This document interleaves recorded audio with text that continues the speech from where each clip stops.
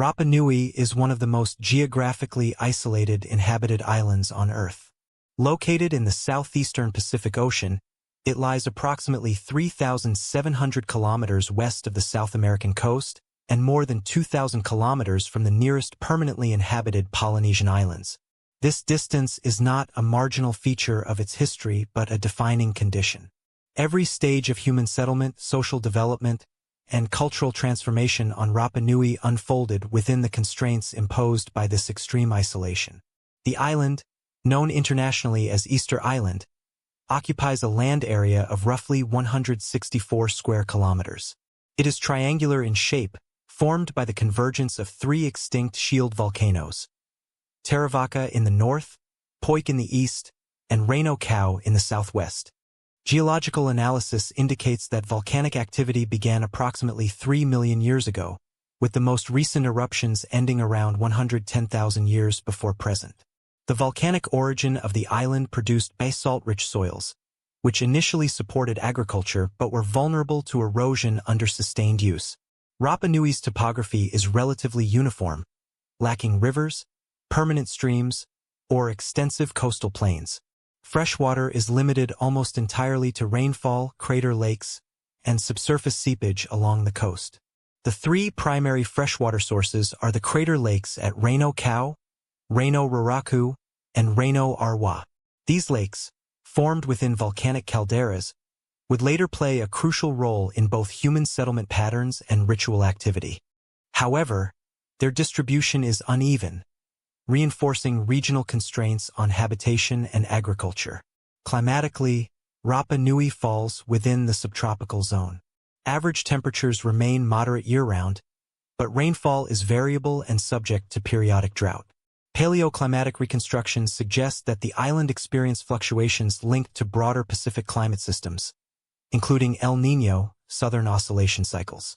These climatic variations influenced crop yields and water availability, amplifying the risks associated with environmental mismanagement in a closed system.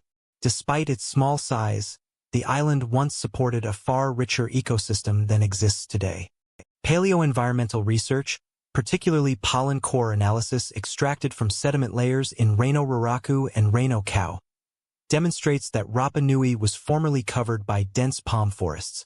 The dominant species, identified as Pascalococcus disperta, was a large palm closely related to the Chilean wine palm. Radiocarbon dating of pollen layers indicates that these forests were present at the time of human arrival and declined progressively over the following centuries. In addition to palms, the island supported a variety of shrubs, grasses, seabirds, and marine resources. Archaeological evidence from early middens shows extensive exploitation of seabirds and offshore fish species, suggesting that initial settlers relied heavily on maritime resources. Over time, the composition of faunal remains shifts, reflecting changes in both availability and subsistence strategies. This ecological record provides a baseline against which later environmental transformations can be measured. The absence of large terrestrial mammals and the limited diversity of native plant species meant that Rapa Nui's ecosystem was inherently fragile. Unlike continental environments, it offered little redundancy. Once key species were depleted or removed, recovery was slow or impossible.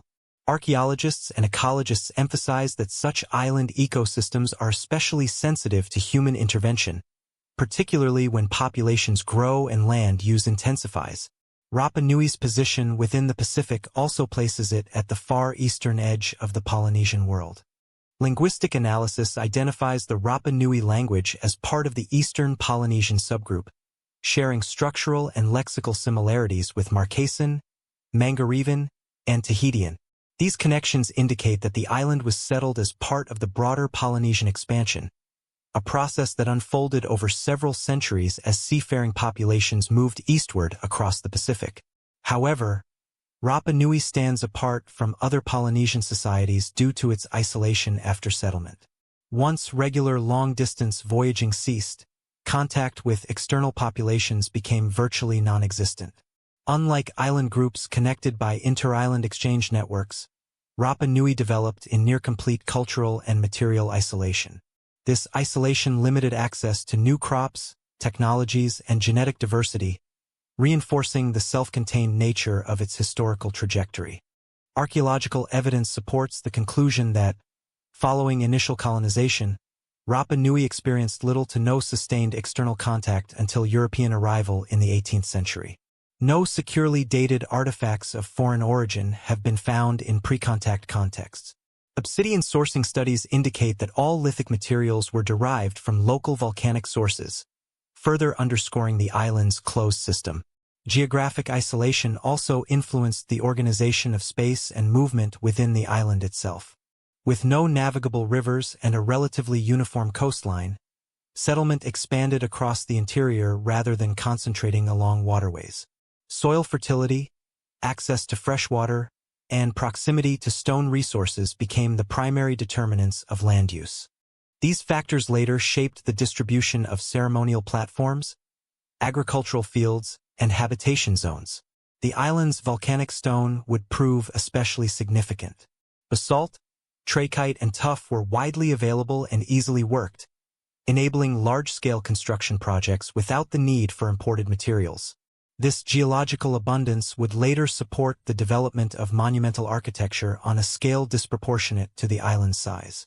At the same time, reliance on local stone reinforced the inward-looking character of Rapa Nui society. Modern geographic analysis highlights that Rapa Nui functions as a closed ecological and cultural system. Energy, nutrients, and materials circulate internally, with minimal external input. This condition magnified the consequences of demographic growth, agricultural intensification, and deforestation. Decisions made at the local level had island-wide effects, leaving little margin for error or recovery through migration or trade. The physical limits of the island thus framed every aspect of its human history. Geography constrained subsistence, shaped social organization, and influenced belief systems. Environmental change could not be offset by expansion into new territories or sustained exchange with neighboring societies. Instead, adaptation occurred through internal reorganization, technological innovation, and cultural transformation. By situating Rapa Nui within its geographic and environmental context, the foundations of its later historical developments become clear. The island's isolation was not merely a backdrop but an active force that shaped patterns of settlement, resource use, and social structure from the outset. These conditions set the stage for the arrival of its first human inhabitants and the unique trajectory that followed. This extreme isolation raises the question of how and when Rapa Nui was first settled. Before continuing, viewers who wish to follow future long-form historical documentaries can subscribe to the channel and enable notifications for regular releases. Engagement through comments also helps support continued research-driven content. Sometime around the early 13th century, a small group of voyagers reached a land with no return route. Archaeological evidence and radiocarbon dating consistently placed the initial settlement of Rapa Nui at approximately 1200 CE, situating it as one of the last major islands colonized in the Polynesian expansion across the Pacific. Linguistic studies indicate that the settlers spoke an Eastern Polynesian language closely related to those of the Marquesas and Mangariva, supporting models that trace their origin to Central Eastern Polynesia. The settlement of such a remote island required highly specialized seafaring technology and navigational expertise, reflecting the broader patterns of deliberate and long-range voyaging characteristic of Polynesian societies. The maritime technology employed by the early settlers was sophisticated. Archaeological and ethnographic reconstructions identified double-hulled canoes capable of carrying people, livestock, and supplies across thousands of kilometers of open ocean. Navigation relied on a combination of celestial observation, ocean swell patterns, bird flight behavior, and cloud formations. Records from later Polynesian traditions corroborate these techniques, illustrating a highly developed knowledge system for transoceanic travel. The arrival of humans on Rapa Nui represents not a random drift but a calculated, high-risk colonization effort that could only succeed with careful planning and sustained maritime skill. Initial demographic estimates suggest that the founding population numbered in the low hundreds, sufficient to establish a viable community without immediately exhausting local resources. Excavations of early habitation sites, including coastal caves and rock shelters near Anakina and Vaihu, reveal remnants of stone-lined hearths, adze fragments, and shell middens. These findings demonstrate the settlers' reliance on mixed subsistence strategies, combining horticulture with marine and avian resources. Crops such as sweet potato, taro, and yams were introduced, likely transported in canoe gardens, while evidence from midden deposits indicates continued exploitation of fish, shellfish, and seabirds. This combination of agriculture and foraging allowed early communities to maintain stability in the island's constrained environment. Material culture parallels further link Rapa Nui to its Polynesian origins. Lapita-influenced motifs, tool forms, and lithic technology exhibit continuity with Central and Eastern Polynesian traditions. Adzes made from locally sourced basalt display techniques consistent with other Eastern Polynesian islands, suggesting that settlers adapted familiar methods to new geological conditions. Similarly, early ceremonial sites, though modest compared to later monumental platforms, exhibit spatial organization resembling Polynesian meri, indicating that social and ritual structures were transported alongside material culture. These continuities reinforce the conclusion that settlement was deliberate, with cultural systems intentionally maintained even in isolation. The settlers' adaptation to the island's fragile ecosystem was immediate and multifaceted. Soil conservation techniques, including lithic mulching, allowed cultivation on slopes and shallow soils while limiting erosion. Evidence from archaeobotanical studies demonstrates that early gardens were carefully located near freshwater sources and sheltered microclimates. Shell middens reveal a shift in seabird species exploited over time, likely reflecting both seasonal availability and the need to prevent overharvesting. These adaptive measures highlight the settlers' capacity to rapidly modify subsistence strategies in response to environmental constraints. Social structures also began to emerge in this period.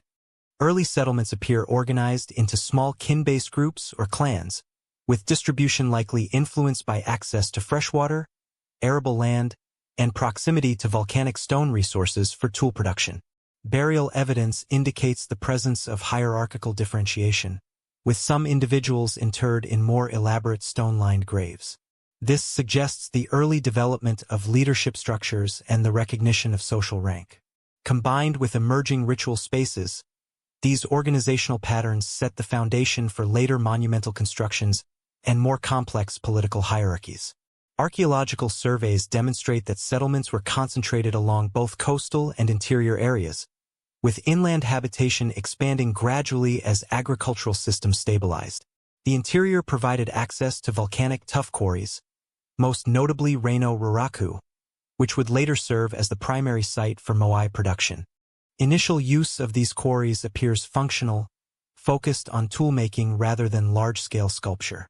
This early activity foreshadows the integration of ritual, resource management, and labor organization that characterizes later phases of Rapa Nui's cultural development. The interaction between environment and human activity is particularly evident in faunal evidence. Rat populations, inadvertently introduced from Polynesian homelands, likely exerted pressure on seedling survival, contributing to the gradual decline of native palm forests. Shellfish and fish remains indicate sustained exploitation of coastal resources, but patterns suggest careful management to avoid rapid depletion. These data reflect a deliberate balancing of ecological pressures with subsistence needs, revealing the settlers' capacity for long-term planning within a closed system. Settlement patterns, subsistence strategies, and early social organization collectively illustrate the integration of environmental knowledge, technological skill, and cultural continuity. Each factor influenced the others. Navigational expertise enabled colonization, local adaptation determined settlement viability, and emerging social hierarchies facilitated cooperative resource management. Archaeological evidence from Rapa Nui, Anakina, and other early sites underscores the precision with which these factors combined, producing a stable society capable of supporting population growth. By the end of the initial settlement phase, Rapa Nui had been transformed from an uninhabited volcanic island into a human-occupied landscape with nascent social structures, sustainable subsistence practices, and identifiable cultural traditions. The island's extreme isolation demanded self-reliance and careful planning, conditions that would shape every subsequent stage of its history. This period laid the foundation for the emergence of political organization, monumental architecture, and complex religious systems. Permanent settlement marked the beginning of social and political development on the island, setting the stage for the construction of ceremonial platforms and moai, as well as the development of more structured leadership and resource management in the centuries that followed. Survival on Rapa Nui depended on reshaping the land itself. From the outset, the island's first settlers confronted a fragile ecosystem with limited arable soils, scarce freshwater, and a highly constrained biological resource base. Archaeological evidence indicates that the early Polynesian inhabitants implemented a combination of horticulture, animal husbandry, and controlled marine resource exploitation to establish a sustainable subsistence system. Radiocarbon-dated garden features, lithic mulch beds, and shell midden deposits all revealed deliberate strategies to maximize productivity within the island's environmental limits. These adaptive practices demonstrate that human settlement on Rapa Nui was not merely opportunistic but actively managed. The primary agricultural strategy relied on small-scale, intensively managed gardens. Early cultivation focused on introduced Polynesian crops such as sweet potato, Ipomoea batatas, taro, Colocasia esculenta, yams, and bananas. Archaeobotanical analyses from soil cores and sediment layers confirm the presence of these species across the island's interior and coastal terraces. Lithic mulching, a technique observed in multiple garden sites, involved the strategic placement of stones over soil surfaces. This method reduced evaporation, prevented soil erosion, and increased heat retention, thereby enhancing crop yields in areas with thin volcanic soils. Excavations of lithic garden beds around Anakina and Vaihu indicate that these practices were widely adopted, suggesting a systematic approach to agriculture across early settlements. Chickens, introduced by Polynesian settlers, supplemented the diet and provided a reliable source of protein and eggs. Zooarchaeological analyses indicate that domestic chickens were maintained in controlled enclosures near habitation zones, minimizing predation and maximizing egg production. These birds were integrated into a mixed subsistence strategy alongside horticulture and foraging. In parallel, evidence from coastal middens shows sustained exploitation of marine species, including fish, shellfish, and mollusks. The relative decline of larger seabird populations over time, inferred from stratified bone assemblages, indicates that human predation had a measurable ecological impact, necessitating adjustments in hunting and gathering strategies. Resource management extended to soil conservation and water utilization. Settlement distribution reflects careful attention to proximity to freshwater sources, such as crater lakes and ephemeral catchment basins. Archaeological surveys identify terraces and modified slopes designed to optimize water retention and reduce soil loss. These modifications demonstrate an understanding of local hydrology and microclimates, and suggest that early Rapa Nui inhabitants actively engineered their agricultural landscape. Controlled burning may have been employed in limited areas to clear land while maintaining soil fertility, as indicated by charcoal layers in early settlement deposits. The interplay between horticulture and environmental pressures is further evidenced by pollen analysis from sediment cores. These data reveal that the once extensive palm forests were incrementally reduced following human arrival, with significant clearance for gardens and habitation. Concurrently, invasive species such as the Polynesian rat, Ratus exulans, exerted pressure on seedling survival, exacerbating forest decline. Archaeologists and ecologists interpret this combination of factors as a managed, though ultimately unsustainable, adaptation strategy. The early population appears to have balanced the need for cultivated land with the maintenance of essential resources for long-term subsistence. Spatial organization of agricultural zones reflects both ecological necessity and social coordination. Garden plots were typically located near habitation sites for security and ease of labor, while larger terraces extended toward interior regions to exploit fertile soils on volcanic slopes. Settlement patterns indicate that groups coordinated access to resources, establishing boundaries and possibly informal management rules to prevent overexploitation. These arrangements facilitated both population growth and social cohesion, ensuring that essential resources were allocated efficiently across kin-based communities. The integration of maritime and terrestrial subsistence strategies demonstrates the settlers' versatility. Evidence from shell middens indicates systematic harvesting of coastal and reef species, while isotopic analyses of human remains reveal a diet consisting of both cultivated plants and marine protein. The combination of horticulture, controlled animal husbandry, and marine foraging provided redundancy in the food supply, buffering communities against environmental fluctuations and seasonal scarcity. This multifaceted approach reflects an understanding of the island's ecological constraints and the need for resilience within a closed system. Early soil management techniques were critical to long-term agricultural viability. Volcanic soils on Rapa Nui vary in depth and fertility, with thin ash layers prone to erosion. Archaeological investigations reveal the use of raised garden beds, compost incorporation, and stone lining to stabilize soils and enhance fertility. These methods, combined with crop rotation and careful planting, allowed small populations to maintain continuous food production over decades. Excavations at inland sites near Reno Raraku show repeated layering of soil and mulch, indicating ongoing maintenance and the transmission of agricultural knowledge across generations. These adaptive strategies also facilitated demographic expansion. As subsistence systems stabilized, populations increased sufficiently to support emerging social hierarchies and communal projects. The coordination required to maintain agricultural terraces, manage freshwater, and organize animal husbandry implies a degree of social structure capable of mobilizing labor and enforcing resource allocation.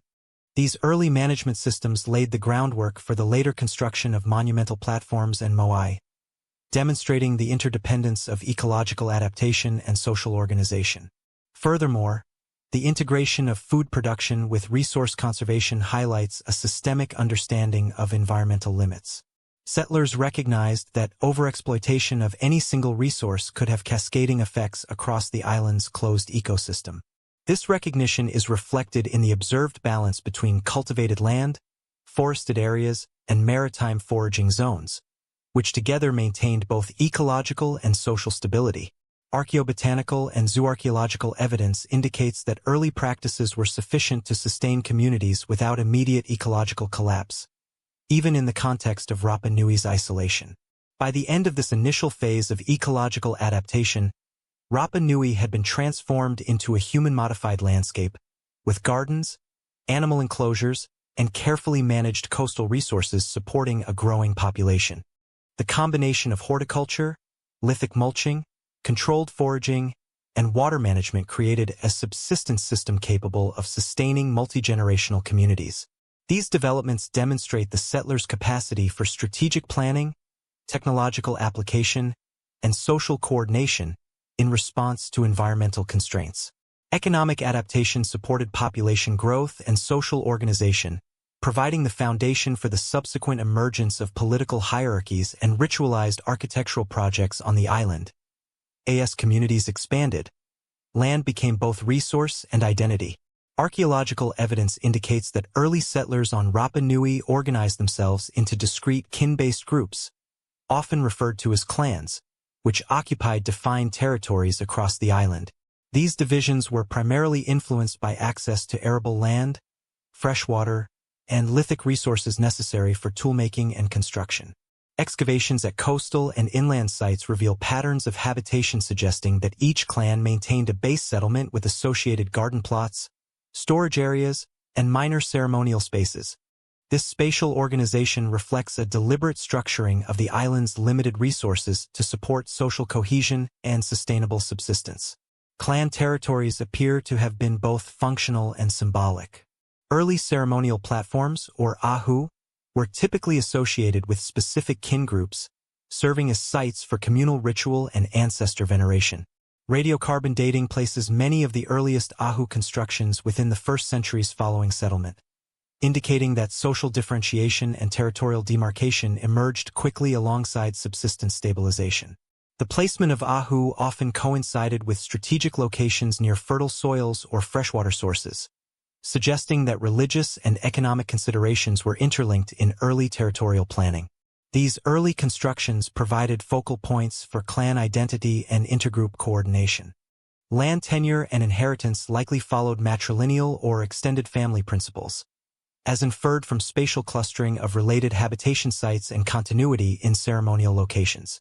Comparative analysis with other Polynesian societies supports the interpretation that lineage determined both access to land and ritual authority. Archaeologists have identified clusters of domestic features, including stone foundations, hearths, and storage pits, which correspond to successive generations of occupancy. Such patterns indicate that land was not merely a resource for subsistence, but also a marker of social belonging, reinforcing hierarchical relationships within and between clans. The distribution of territories demonstrates the importance of both cooperation and negotiation among groups. Boundaries were likely flexible, allowing temporary access for resource sharing or collective labor projects, while still maintaining core zones under specific clan control. Ethno-historical accounts from early European visitors describe the organization of communities into extended kin networks responsible for local agriculture and ceremonial duties. These observations, combined with archaeological settlement data, support a model in which social cohesion relied on clearly defined but mutually recognized land divisions rather than centralized political authority. Territorial organization also influenced resource management. Access to lithic outcrops, particularly the volcanic tuff quarries at Reino Raraku, appears to have been regulated at the clan level. Archaeologists have documented localized quarrying patterns and the transport of stone along defined paths to specific ahu sites, indicating coordinated labor within kin groups. Similarly, freshwater catchment areas and fertile terraces were associated with particular territories, reducing competition and promoting sustainable use. This spatial regulation of resources ensured that essential environmental assets remained available for successive generations. Early evidence suggests that interclan interaction was both cooperative and competitive. Ahu construction and maintenance required coordinated labor, while ceremonial events reinforced collective identity within a territory. At the same time, variations in ahu size and elaboration may reflect differential access to labor and resources, indicating emergent social stratification. Excavated artifacts, including adzes and fishhooks, display stylistic uniformity within territories but subtle differences between them, suggesting that material culture both reinforced clan identity and delineated social boundaries. Population growth further amplified the need for structured territorial control. As horticultural systems stabilized, clans expanded their cultivated areas while maintaining proximity to core settlement zones. The introduction of stone-lined garden terraces and water management features illustrates that land division was functional, with each group responsible for maintaining and improving its territory. Settlement maps derived from archaeological surveys demonstrate a mosaic of overlapping land use zones, with distinct but interconnected clans occupying defined portions of the island. Ritual and political authority were also tied to clan territories. Ancestor worship, performed at Ahu, reinforced lineage identity and established social hierarchies. Radiocarbon-dated burials associated with these platforms indicate a correlation between spatial placement, genealogical status, and ceremonial activity. This system of localized authority allowed communities to coordinate agricultural labor, resource management, and ritual practice without necessitating centralized governance. Authority was distributed across multiple kin groups, each with defined responsibilities and privileges, ensuring that social order was maintained through consensus and tradition rather than coercion. Maritime and inland resource zones were similarly integrated into territorial frameworks. Coastal areas provided access to marine species, while inland slopes supported gardens and quarry sites. Spatial analysis demonstrates that clans balance proximity to multiple resource types, optimizing both food production and material supply. Such organization highlights the interconnectedness of environment, subsistence, and social structure, with each clan functioning as an autonomous yet interdependent unit within the larger island system. By the end of this period, Rapa Nui's early society had developed a coherent system of territorial organization that combined economic, social, and ritual dimensions. Clan-based land divisions, coordinated labor for construction and resource management, and localized ceremonial sites established a framework for social cohesion and identity. These organizational structures underpinned subsequent phases of cultural development, including the large-scale construction of moai and monumental platforms. The alignment of environmental adaptation with social coordination provided the foundation for more complex political and religious systems, demonstrating how early Rapa Nui communities integrated ecological constraints with societal planning. Power on Rapa Nui was expressed through ancestry, not bureaucracy. Following the establishment of clan-based territorial organization, social differentiation began to emerge within these kin groups, giving rise to hierarchical structures centered on elite lineages. Archaeological and ethno-historical sources indicate that leadership was vested in ariki, or chiefs, who commanded authority through genealogical descent rather than codified legal systems. Oral traditions preserved through later European contact describe these leaders as possessing inherited mana, a form of spiritual and social power that legitimized their position and governed the allocation of resources, ceremonial duties, and conflict resolution within and between clans. The Ariki's authority extended across multiple domains. In the political sphere, they coordinated labor for agricultural maintenance, construction projects, and quarrying of volcanic stone. Archaeological surveys of habitation sites demonstrate that elite residences were typically situated on raised terraces or within strategic locations, providing oversight of both cultivated areas and ceremonial spaces. Such placement reinforced the centrality of lineage-based leadership, situating the Ariki as both symbolic and practical organizers of communal activity. The spatial arrangement of dwellings, garden plots, and ahu platforms reflects a deliberate structuring of authority across the island landscape. Religious and ritual leadership was inseparable from political authority. The Ariki served as intermediaries between clans and ancestral spirits, presiding over ceremonies at ahu and overseeing funerary practices. Excavations of early ceremonial platforms reveal that burials associated with elite lineages were more elaborate, including stone-lined tombs, offerings of marine resources, and carved figurines. These findings align with ethno-historical records collected during 19th-century visits, indicating that leaders' mana was publicly demonstrated through ritual and material display. Authority was thus both inherited and performative, validated through ancestral connection, ceremonial oversight, and control of labor. The consolidation of power within Ariki lineages did not result in centralized governance. Rather, leadership operated through a network of kin-based obligations and reciprocal exchange. European observers, including missionaries and ethnographers, documented a society in which multiple chiefs exercised overlapping influence over distinct territorial and ceremonial zones. Conflicts were mitigated through negotiated consensus, marriage alliances, and ritualized competition, rather than through codified law. Archaeological evidence, including spatial clustering of platforms and resource zones, suggests that authority was distributed and context-specific, reflecting localized management rather than island-wide bureaucracy. Material culture reinforced the hierarchical structure. Adzes, tools, and personal ornaments excavated from elite habitation zones often display higher craftsmanship or access to specialized lithic sources compared with commoner sites. The differential distribution of these artifacts indicates that resource allocation and technical knowledge were controlled in part by the Ariki, further consolidating their social and economic influence.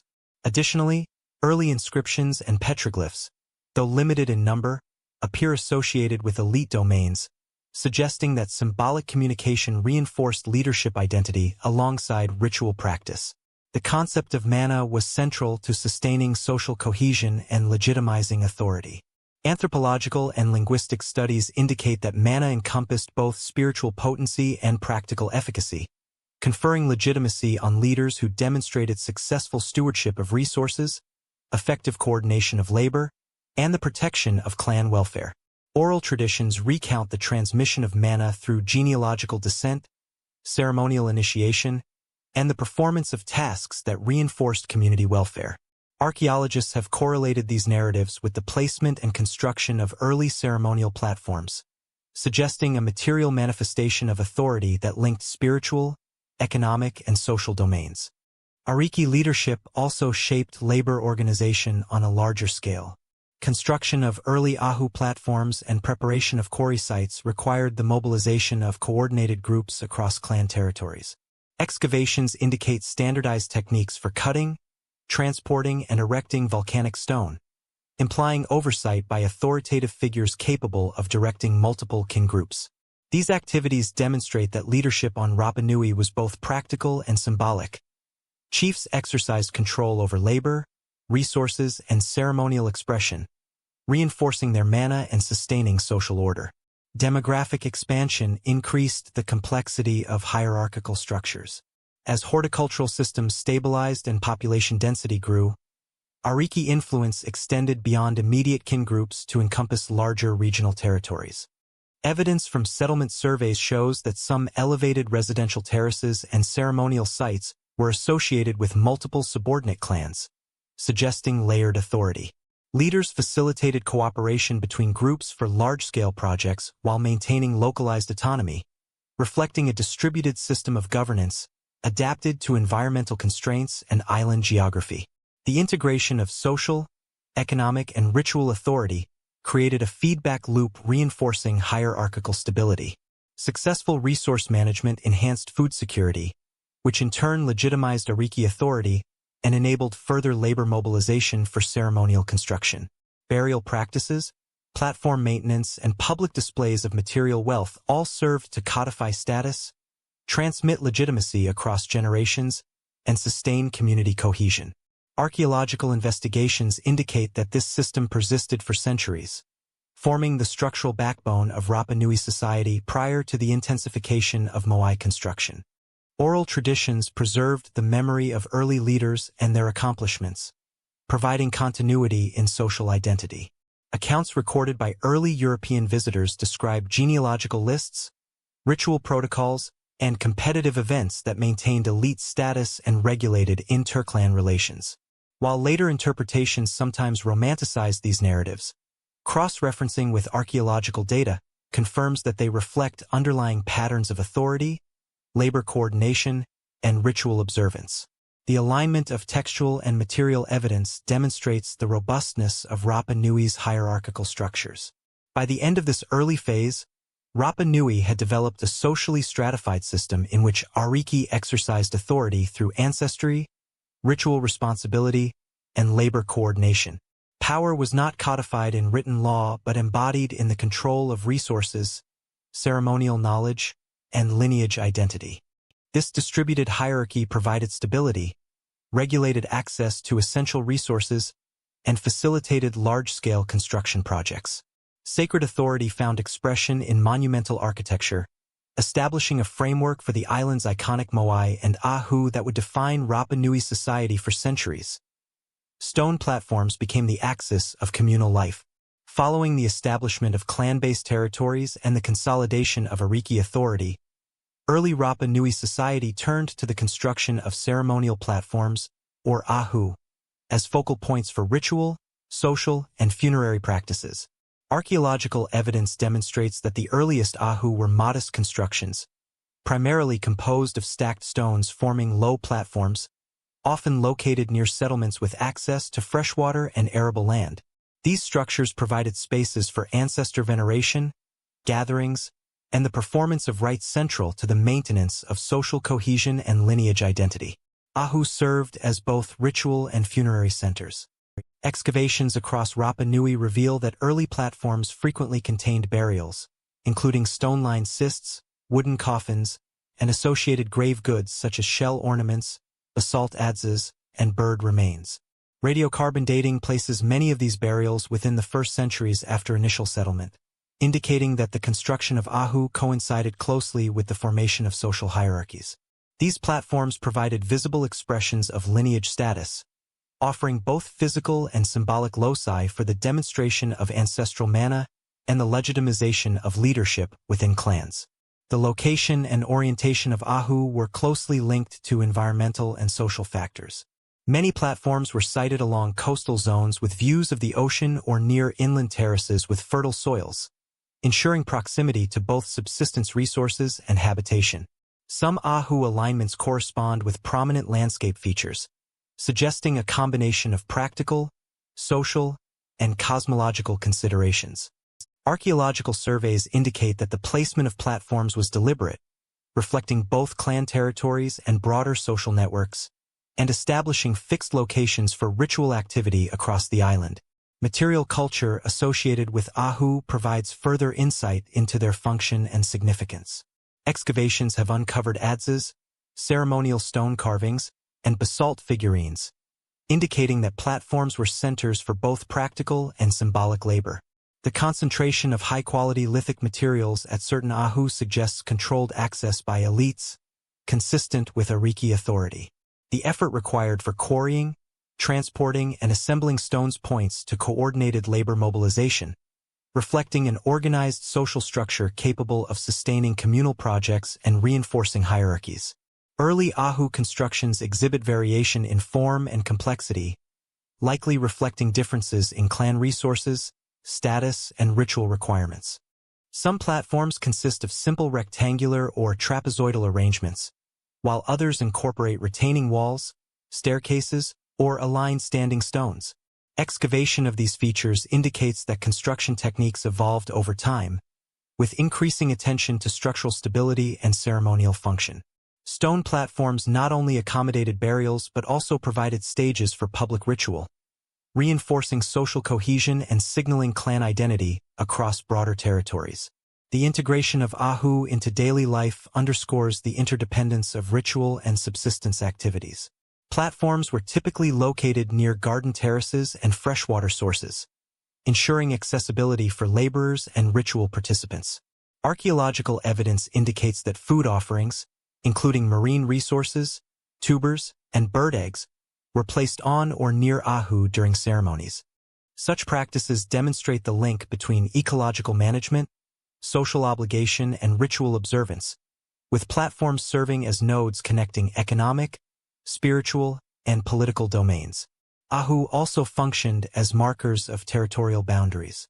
Their placement delineated clan areas, reinforcing claims over agricultural lands, freshwater sources, and quarry access. Ethno-historical records describe the role of platforms in resolving disputes, hosting negotiations, and establishing precedents among lineages.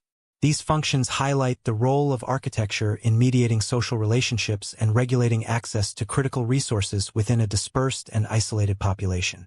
Spatial analysis confirms that platforms were carefully distributed to maintain both visibility and strategic relevance. Construction methods for Ahu demonstrate sophisticated engineering adapted to local geology. Platform builders utilized locally available volcanic tuff, basalt, and scoria, shaping stones to form level surfaces capable of supporting subsequent structures.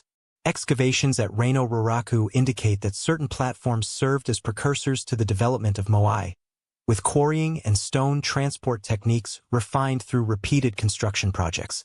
The coordination of labor across clan territories underscores the capacity of early Rapa Nui society to undertake large-scale communal endeavors, integrating technical skill with social organization.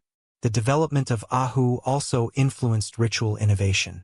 Platforms became centers for ceremonies that reinforced Ariki authority and interclan relationships. Burials, offerings, and public performances conducted on these structures were integral to the transmission of ancestral knowledge, social norms, and genealogical legitimacy.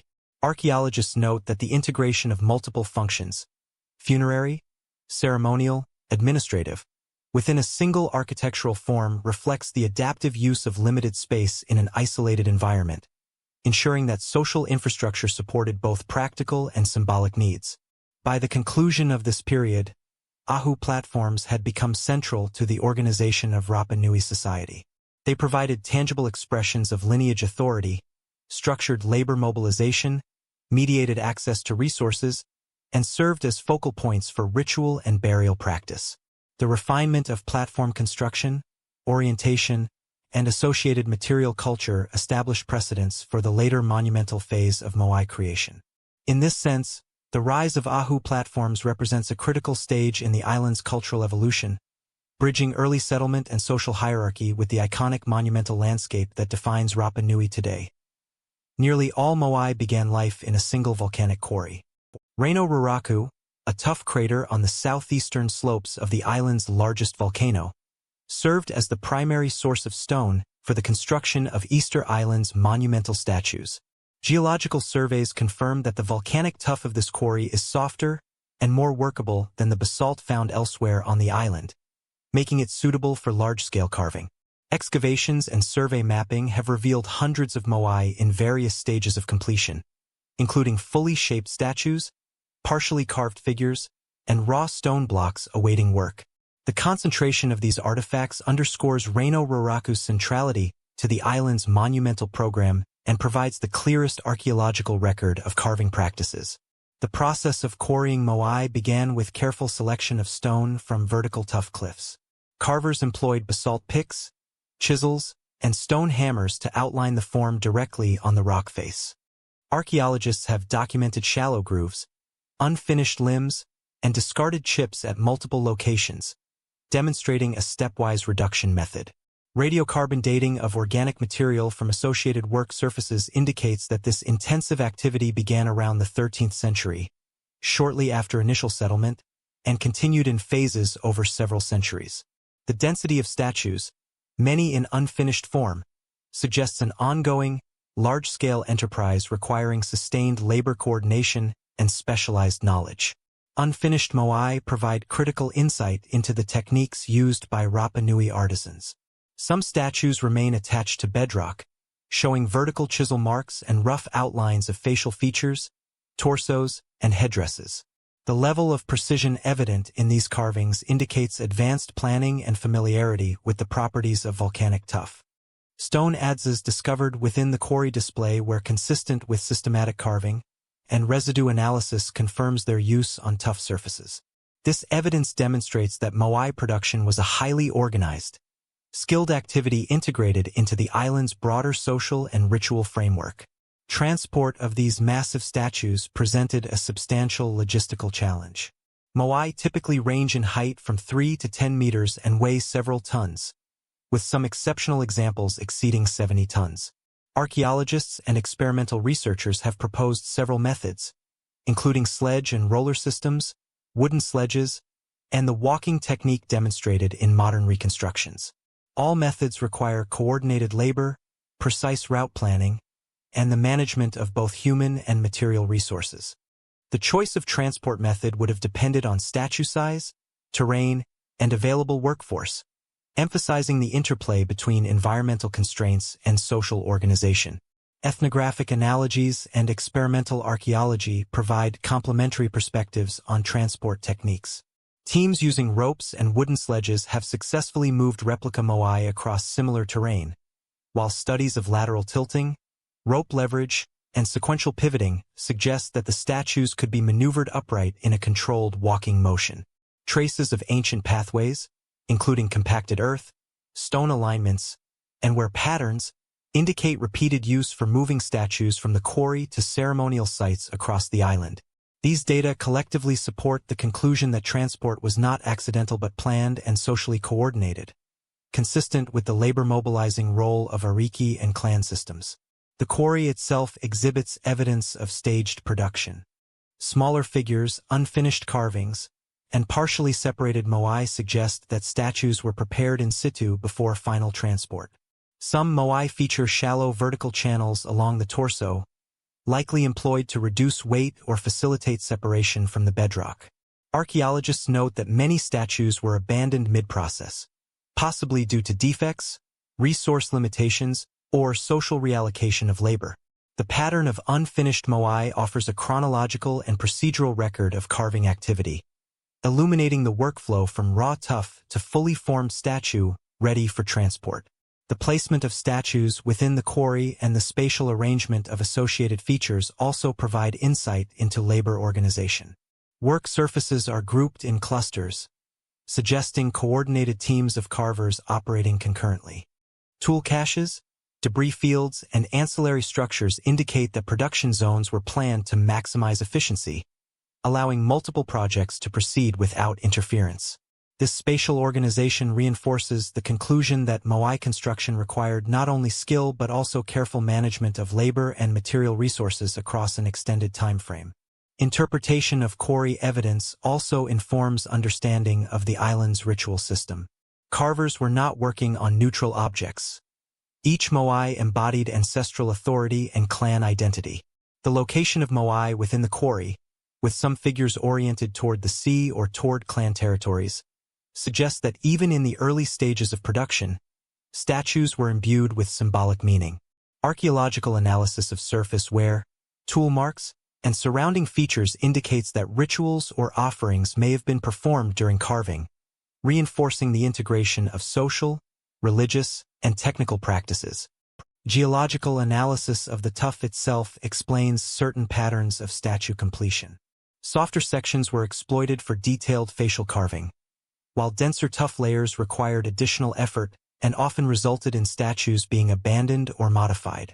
This material variability imposed natural constraints on production, influencing both statue design and the pace of work.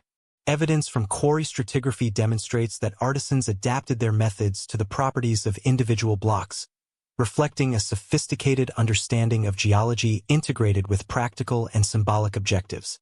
Transport routes extended from the quarry to ceremonial platforms throughout the island. Archaeologists have mapped paths, clearing lines, and stone alignments indicating repeated movement of heavy objects across uneven terrain. Coastal and inland Ahu received statues in orientations reflecting both social and ritual priorities. Transport was therefore not only a technical challenge but also a mechanism for reinforcing territorial claims, social hierarchies, and ceremonial calendars. The movement of moai became an act of both engineering and social performance, consolidating clan identity and Ariki authority across distances. Experimental reconstructions further illuminate the scale of coordination involved. Modern teams, replicating plausible methods, have successfully moved statues ranging from 2 to 10 tons using ropes and controlled rocking motions. These experiments demonstrate that moai transport could have been accomplished without the need for hypothetical draft animals or advanced machinery, but they also highlight the necessity of sustained collective effort.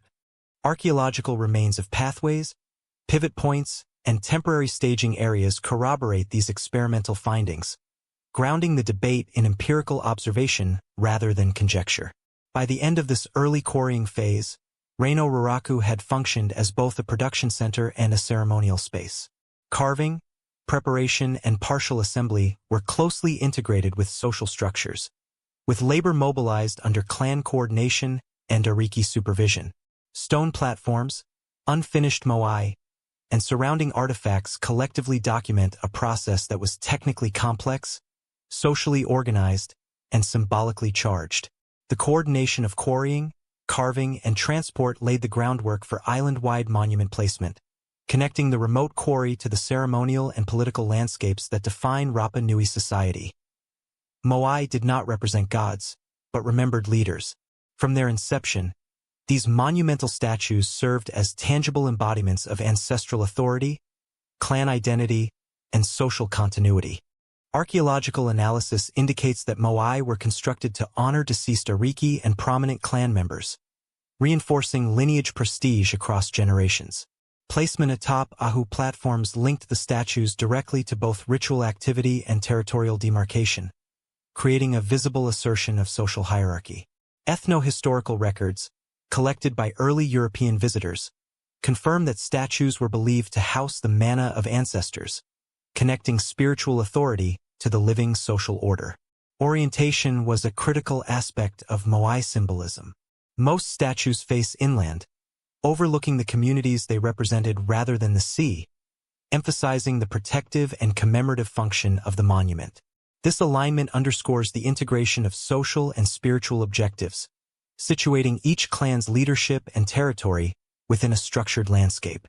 Archaeological surveys of Ahu platforms show consistent placement patterns, suggesting that orientation was deliberate and governed by social, ritual, and environmental considerations. Exceptions to this orientation, such as statues facing the ocean, may reflect specialized ceremonial purposes or responses to topographical constraints. The addition of Pakeo, cylindrical stone hats, carved from red scoria, further enhanced symbolic meaning. These features, weighing several tons, were placed atop selected moai to signify status and ancestral potency. Excavations reveal that not all statues received pukeo, indicating differentiation in social importance. The selection and transport of scoria from Puna Pau quarry required additional labor coordination, reinforcing the role of ariki and clan leaders in organizing ceremonial construction. Pukeo also demonstrate a combination of aesthetic, symbolic, and technical sophistication, integrating multiple quarry sites and extending labor networks across the island. Burial and offering practices associated with moai reinforced their role in ancestor veneration. Excavations beneath and around Ahu platforms have uncovered human remains, ceremonial objects, and deposits of marine and terrestrial food items. Radiocarbon dating situates these interments within the same time frame as major construction phases, illustrating that ancestor commemoration was concurrent with social consolidation and monumental activity. The integration of burials, ritual deposits, and platform construction reflects a systemic approach to memorialization, linking social hierarchy, spiritual practice, and architectural expression. Moai construction and display served a broader function of social regulation. By commemorating past leaders, statues reinforced the legitimacy of current ariki and maintained cohesion across clans. Archaeological evidence indicates that labor for moai erection was highly organized, involving coordinated efforts from multiple kin groups. This mobilization of labor not only facilitated monumental construction but also reinforced social hierarchies, as participation in ceremonial activities affirmed roles and responsibilities within the community. In this sense, moai functioned as both spiritual instruments and instruments of governance. Material culture associated with moai provides further insight into symbolic meaning. Tools used for carving, transport traces, and debris from both Reino Raraku and Puna Pau quarries are concentrated in spatially organized patterns, suggesting controlled access and staged production. These patterns indicate that moai were not simply art objects but carefully regulated social projects, with material evidence reflecting both ritual intent and political oversight. The integration of material, spatial, and ritual elements highlights the statue's multifaceted function as nodes of cultural memory, social coordination, and spiritual authority. The relationship between Ahu, moai, and clan territories illustrates how monument placement reinforced social organization.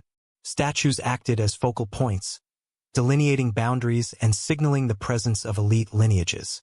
Ethno-historical accounts describe ceremonies conducted at these platforms to maintain inter-clan relations, resolve disputes, and assert authority. Archaeological evidence, including variation in platform size, stone quality, and statue dimensions, supports the interpretation that social competition influenced monumental scale and elaboration. Moai thus embodied both commemoration and social negotiation, integrating material presence with political and spiritual authority. Ceremonial practices conducted at Ahu demonstrate the interactive role of moai in community life. Offerings of food, bird feathers, and shell ornaments were placed on or near the platforms, often coinciding with seasonal cycles, resource management, and agricultural activities. These rituals strengthened kin networks and reinforced communal obligations, linking symbolic acts to economic stability. Archaeologists have observed that the integration of ceremonial and subsistence activities optimized labor investment and reinforced the social function of monuments within everyday life. The scale and elaboration of moai reflect ongoing competition among clans and lineages. Analysis of platform size, statue height, and decorative elements indicates that clans sought to assert prestige through monumental investment. Transporting large statues, constructing massive ahu, and adding pukeo required careful planning, coordination, and resource allocation. These efforts produced visible, enduring demonstrations of status, reinforcing social hierarchies and interclan awareness. In this manner, monumental construction became both a spiritual practice and a mechanism for social signaling and rivalry. Experimental archaeology corroborates the social function of moai through practical demonstration. Teams replicating transportation, erection, and placement techniques highlight the need for organized labor, skill transmission, and coordination across multiple groups. Such experiments confirm that monument building was not an individual endeavor but a collective effort reflecting hierarchical oversight, task specialization, and ritualized process. The results reinforce the interpretation that moai functioned as both practical and symbolic anchors within Rapa Nui society. By the conclusion of this period, the ritual function and symbolism of moai were fully integrated into Rapa Nui's social, political, and ecological systems. The statues memorialized ancestors, structured labor and authority, and reinforced territorial boundaries, serving as tangible instruments of lineage identity and social cohesion. Orientation, pakeo, and associated offerings demonstrate deliberate, standardized practices linking material culture, ritual behavior, and political hierarchy. Monument building intensified competition between clans while maintaining social balance, establishing a framework that guided subsequent generations of moai production and ceremonial elaboration. By the 15th century, the island's forests were gone. Paleoenvironmental studies, including pollen analysis from Reno Raraku, Reno cow, and other sediment cores, indicate a dramatic decline in the pascal palm, Pascalococos disperta, which had once dominated Rapa Nui's landscape. Pollen stratigraphy shows a steady reduction in forest species beginning shortly after initial Polynesian settlement and accelerating between the 14th and 15th centuries. This decline coincided with the expansion of horticulture, increasing human population density, and the introduction of non-native species such as the Polynesian rat, Ratus exulans, which evidence suggests significantly hindered seedling regeneration. The loss of primary forest cover fundamentally transformed the island's ecology, limiting both terrestrial resources and raw materials for construction and fuel. Archaeologists have correlated forest clearance with intensified agricultural practices. Lithic mulching, terracing, and soil management became increasingly widespread as natural forested soils diminished, reflecting both technological adaptation and necessity. Pollen cores indicate a rise in domesticated plant species, including sweet potato, taro, and yam, replacing previously forested areas. Concurrently, charcoal deposits reveal that controlled burning was employed to clear land for cultivation, likely contributing to cumulative deforestation. These data demonstrate that early ecological management practices, though initially sustainable, increasingly altered the island's capacity to support its growing population. The extinction of the pascal palm had multiple ecological consequences. Loss of forest cover reduced windbreaks, increasing soil erosion and lowering the water retention capacity of volcanic soils. Archaeological surveys of terrace gardens suggest deliberate engineering solutions, including raised beds and stone linings, designed to mitigate these effects. Nevertheless, pollen and sediment records indicate that certain slopes experienced persistent erosion, reducing fertility and challenging subsistence stability. These conditions necessitated continual labor investment to maintain agricultural productivity, linking environmental stress directly to social and economic organization. Introduction of the Polynesian rat appears to have amplified forest decline. Archaeozoological studies, including subfossil rat bones and gnawing marks on palm seeds, indicate that the species selectively consumed viable seeds, preventing regeneration of the pascal palm and other native flora. Rat populations would have increased in tandem with human settlement, further destabilizing the ecosystem. Combined with clearance for horticulture, this predation contributed to permanent changes in species composition, favoring grasslands and scrub over dense forest. The interplay of human activity and invasive species demonstrates the systemic nature of environmental transformation on Rapa Nui. Coastal and marine systems were also affected indirectly by deforestation. Vegetation loss led to increased sedimentation in streams and crater lakes, altering freshwater availability and nutrient cycling. Archaeological evidence suggests that communities responded by adjusting garden locations, enhancing water management infrastructure, and diversifying subsistence strategies. Shell middens and fish bone assemblages from this period indicate continued reliance on marine protein, though some depletion of nearshore stocks is observed. These adaptations reflect a dynamic interaction between ecological pressures and human resilience, highlighting the complexity of Rapa Nui's environmental management. Charcoal and microfossil analysis indicate that repeated burning events were concentrated near settlement and garden zones. These anthropogenic fires facilitated the clearing of land but simultaneously degraded habitat for endemic species. Pollen sequences show a shift from arboreal to herbaceous vegetation, consistent with sustained human intervention. By the 15th century, only isolated pockets of forest remained, primarily on steep or inaccessible slopes. The spatial patterning of forest remnants provides insight into the selective pressures imposed by human activity, revealing both practical constraints and strategic avoidance of critical terrain. Archaeologists and ecologists have debated the timing and causes of deforestation. Radiocarbon dates from charred palm remains and charcoal layers indicate that clearance was gradual rather than catastrophic, suggesting a protracted process of environmental modification. These findings contradict earlier narratives of sudden ecological collapse and emphasize the importance of data-driven analysis.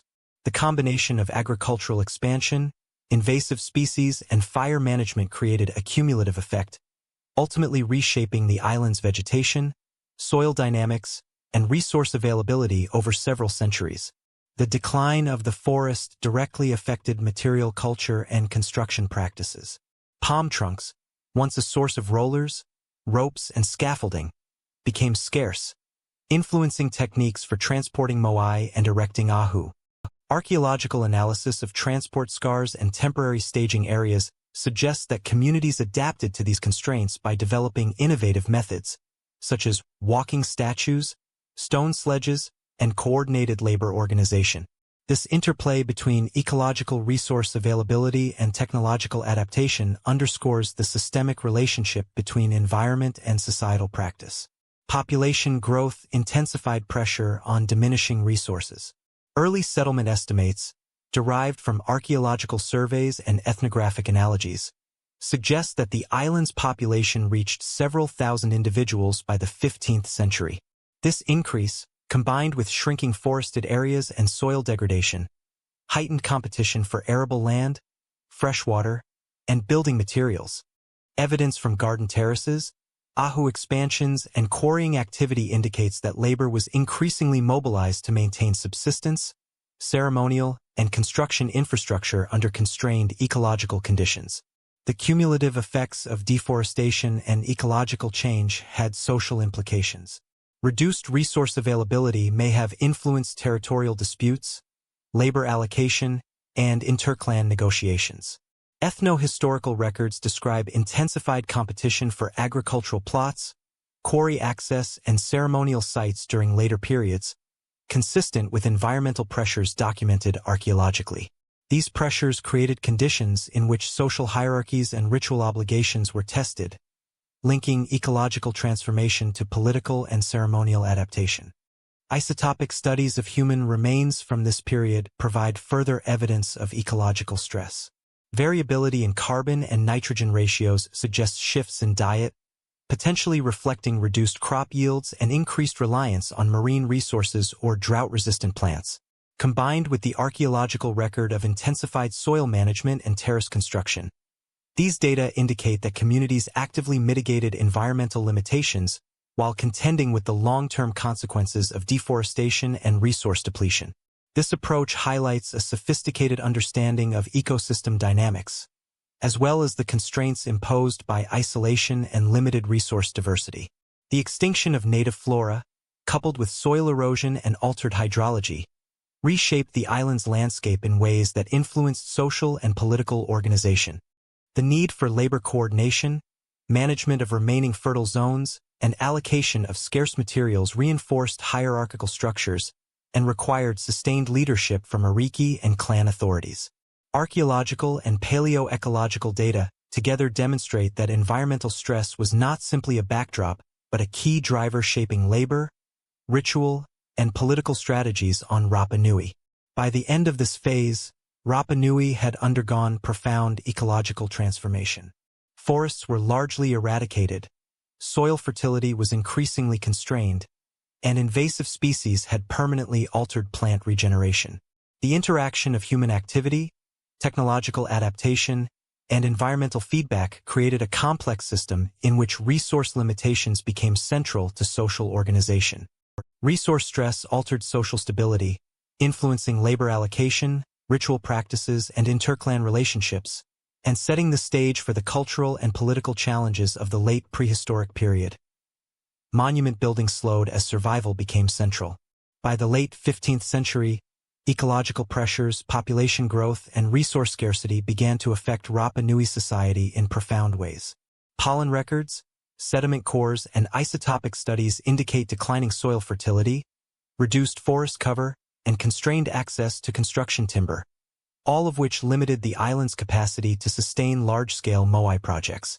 Archaeologists note a marked decrease in new statue production during this period, as labor was increasingly diverted to intensive horticultural work, water management, and maintenance of existing terraces. The island's monumental program, once the central expression of social hierarchy and ancestral veneration, entered a phase of contraction in response to environmental and demographic stress. Evidence for reduced moai construction is visible both in quarry sites and at ahu platforms. Reino Raraku contains numerous unfinished statues abandoned mid-process, particularly in later stratigraphic layers dated to the 15th and early 16th centuries. Survey analysis shows that fewer moai were transported to ahu during this period, and many existing statues were toppled or left unadorned, suggesting shifts in ceremonial priorities and labor availability. Experimental and ethnographic studies indicate that the technical demands of carving and transporting moai were high. With diminished resources, communities could no longer sustain the scale or frequency of earlier projects. Concurrent with declining construction, archaeological evidence points to heightened social tension. Excavations at coastal and inland settlements reveal fortification features, such as stone walls and terraced defensive positions, indicating local conflicts over limited arable land and freshwater sources. Artifact assemblages show increases in weapons, including obsidian and basalt projectile points, alongside domestic tools, suggesting that some labor previously devoted to ceremonial construction was redirected toward defense and survival. Spatial analysis of ahu and residential zones indicates that territorial disputes likely intensified as resource scarcity placed pressure on established clan boundaries. The decline in monumental activity was uneven across the island. Some clans maintained ahu construction, albeit at smaller scales, while others abandoned ceremonial projects entirely. Patterns of platform disrepair, toppled statues, and incomplete construction correlate with paleo-environmental evidence of soil degradation and forest loss, linking ecological stress directly to cultural outcomes. These data challenge earlier interpretations that attribute monument decline solely to social collapse or external invasion, emphasizing instead a complex interaction between economy, ecology, and ritual practice.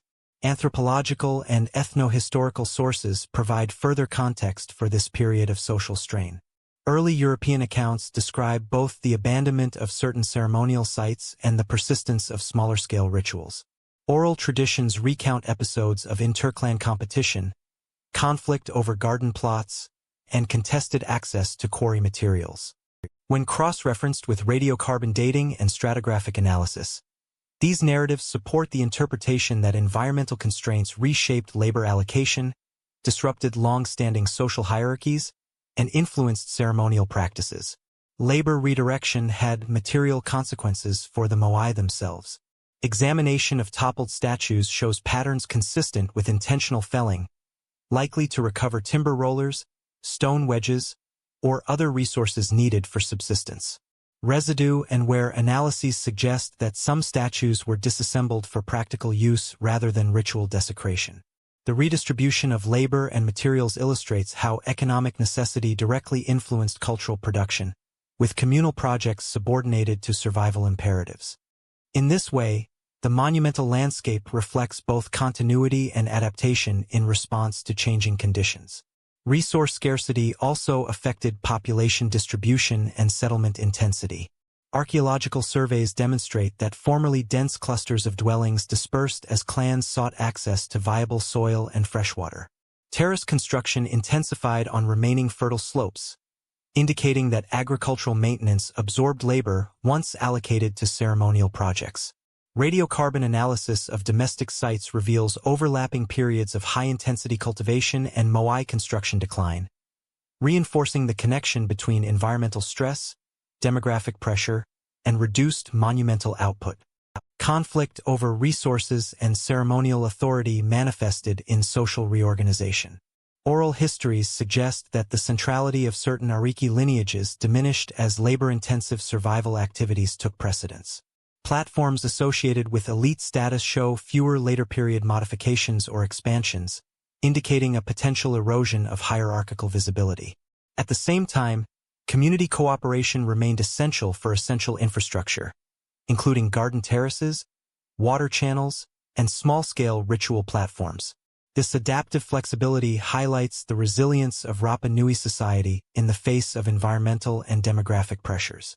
Material evidence of subsistence intensification includes increased reliance on rock gardens, stone-lined terraces, and lithic mulching. These interventions required coordinated labor but demanded less centralized oversight than large moai projects, allowing clans to prioritize immediate survival while maintaining some social cohesion. Zooarchaeological evidence suggests continued exploitation of marine resources and introduced chickens, supplementing horticulture. These strategies reflect a recalibration of labor investment, with practical food security prioritized over ceremonial display, yet still embedded within existing social and ritual frameworks. The decline in moai production also had symbolic implications. As new monuments became less frequent, the relative significance of existing statues increased, concentrating ancestral authority in older Ahu. Archaeological and ethno-historical evidence indicates that ceremonies continued at these sites, but with modified scale and frequency. Ritual activity adapted to diminished resources, demonstrating that cultural practice could persist even under constraint, albeit in altered form. Monumental decline, therefore, reflects not cultural abandonment but pragmatic adjustment to ecological and economic realities. By the end of this period, Rapa Nui society had entered a phase of transformation in which environmental stress, population pressure, and resource scarcity reshaped labor priorities, social hierarchies, and ceremonial expression. Reduced moai production, evidence of interclan conflict, and intensified subsistence work illustrate the direct impact of ecological constraints on cultural life. These changes set the stage for a new religious and social configuration that emerged in response to the island's altered landscape, reflecting both continuity with ancestral practice and adaptation to survival imperatives. Stone ancestors lost their authority. By the 16th century, the moai system, which had long structured Rapa Nui society, entered a period of pronounced decline. Archaeological evidence indicates widespread toppling of statues on Ahu platforms, with many moai lying face down or displaced from their ceremonial settings. Stratigraphic analysis and radiocarbon dating suggest that this activity occurred progressively, rather than as the result of a single catastrophic event. The spatial distribution of toppled moai corresponds with areas of intensified competition for resources, suggesting that social and environmental pressures contributed to the decommissioning of ancestral monuments. Paleo-environmental and settlement data support the connection between ecological stress and ritual change. Deforestation, soil degradation, and population pressure had already altered subsistence practices, reducing labor available for ceremonial construction and maintenance. This shift coincided with changing patterns in residential organization and agricultural infrastructure, indicating that survival imperatives increasingly dominated communal priorities. In this context, the moai, once symbols of clan authority and ancestral protection, lost functional significance as a mechanism for social cohesion and resource management. The process of moai toppling appears to have been both strategic and symbolic.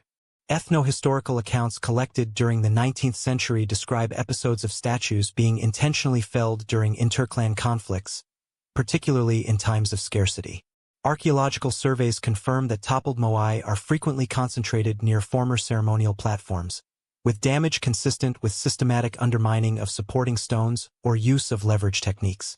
This evidence suggests that statue toppling was an expression of contested authority, reflecting shifts in political control and challenges to the legitimacy of established Ariki lineages. Material evidence indicates that the collapse of the moai system was uneven across the island. Some ahu and their associated statues remained intact for extended periods, often in remote or strategically less contested locations, while others were deliberately dismantled. Excavation of toppled platforms reveals tool marks and levering points consistent with intentional dismantling rather than natural collapse. Radiocarbon dating of organic material associated with these activities aligns with periods of environmental and demographic stress, reinforcing the interpretation that ideological change was intertwined with practical survival concerns. The decommissioning of moai coincided with broader transformations in ritual practice. Deposits of offerings, previously concentrated on platforms during construction phases, become less frequent or are found in secondary contexts, indicating a shift in ceremonial emphasis. Archaeologists interpret this as evidence for the decentralization of ritual authority, with local lineages or emergent leaders assuming control over smaller, more flexible ceremonial spaces. The decline of the moai system thus reflects a reorganization of ideological and social structures in response to altered ecological and political conditions. One significant factor in the collapse was the diminishing role of Ariki authority. Oral traditions and historical accounts describe how elite lineages faced challenges to their legitimacy as resources became scarce and interclan competition intensified. The social mechanisms that had sustained monumental labor, inheritance of mana, ritual obligation, and coordinated workforces, were undermined by environmental constraints and shifting priorities. Archaeological data, including reduced construction at major ahu and evidence of toppling, indicate that symbolic and practical authority previously centralized in the moai was redistributed across smaller, localized centers of power. Stoneworking techniques themselves provide insight into the timing and nature of the collapse. Analysis of late-stage quarry activity at Reino Raraku shows fewer completed statues and an increase in abandoned or partially carved figures. Unfinished moai in upper stratigraphic layers suggest that production had slowed, likely due to labor diversion, resource scarcity, or changing ritual focus. Experimental and ethno-historical studies indicate that the technical demands of carving, transport, and erection required significant coordination, and that declining efficiency would have diminished the perceived authority of the statues.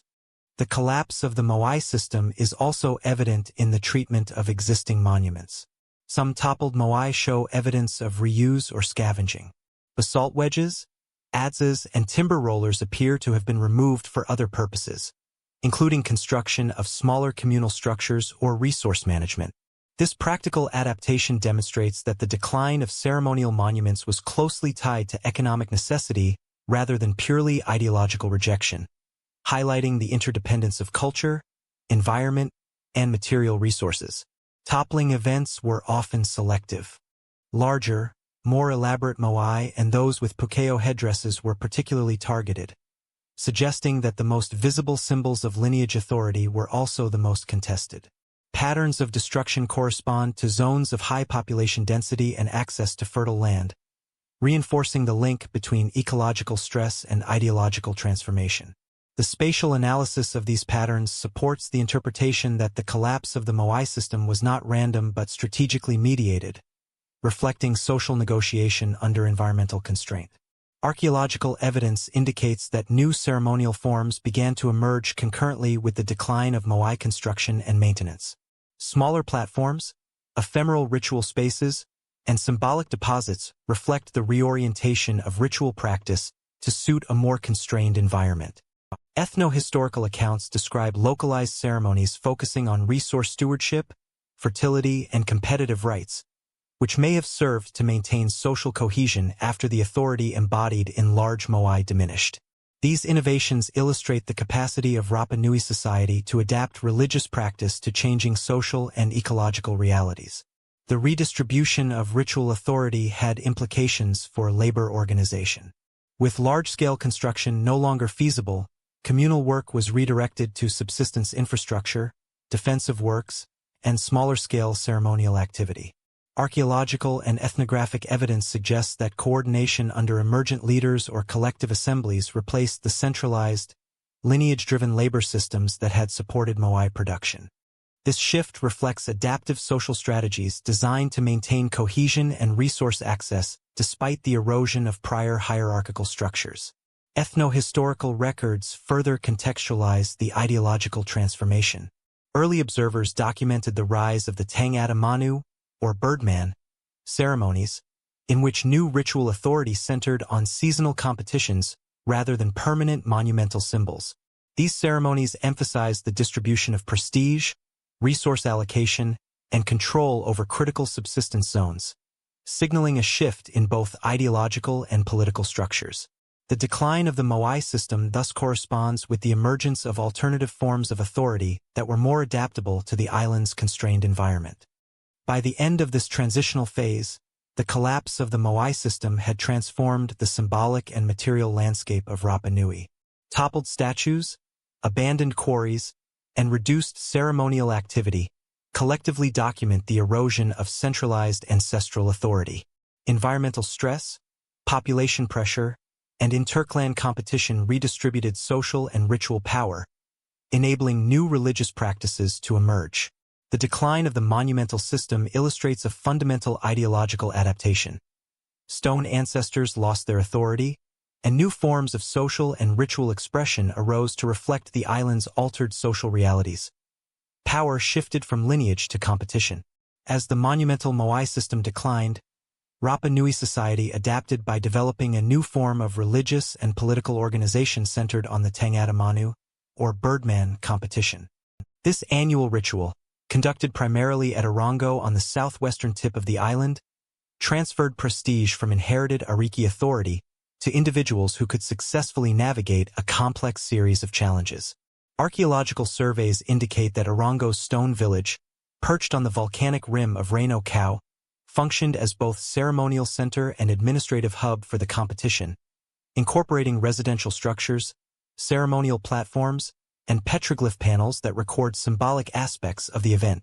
The Birdman ritual involved the collection of the first sooty tern, Sterna fuscata, egg from the offshore islet of Motu Nui.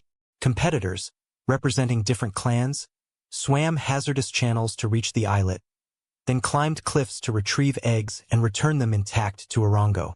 Ethno-historical accounts, recorded during early European visitation, describe the elaborate system of sponsorship, whereby successful competitors conferred temporary spiritual and political authority, including stewardship of key resources and ceremonial leadership, for the ensuing year. Archaeological evidence of stone-lined pathways, climbing aids, and platforms at Orongo corroborates these descriptions, demonstrating that the ritual was both logistically complex and socially regulated. Orongo itself exhibits specialized architectural features linked to the Birdman cult. Stone houses and ceremonial enclosures are closely associated with petroglyph panels depicting anthropomorphic bird figures, egg motifs, and symbolic animals. Analysis of carving techniques and stratigraphy indicates that these images were produced contemporaneously with the initiation of the Birdman ritual, serving as mnemonic devices and codified representations of ritual rules and lineage affiliations. The distribution of petroglyphs within the village suggests that Orongo functioned not only as a ceremonial locus but also as a center for training, preparation, and administration of the competition. The Birdman system represented a fundamental ideological adaptation. By transferring ritual and political authority from permanent lineage-based structures to contest-based allocation, Rapa Nui communities could maintain social cohesion under conditions of ecological and demographic stress. Archaeological data from Orongo indicate a high degree of communal participation, with evidence of temporary habitation structures and storage facilities supporting competitors and attendants. This logistical infrastructure demonstrates that the ritual required careful planning, coordination, and social oversight, integrating ceremonial performance with practical organization. Material evidence supports the symbolic significance of the Tangata Manu ritual. Excavations reveal artifacts such as carved stone tools, ceremonial obsidian flakes, and domestic implements deposited in ritual contexts, suggesting that both sacred and functional activities coexisted at Orongo.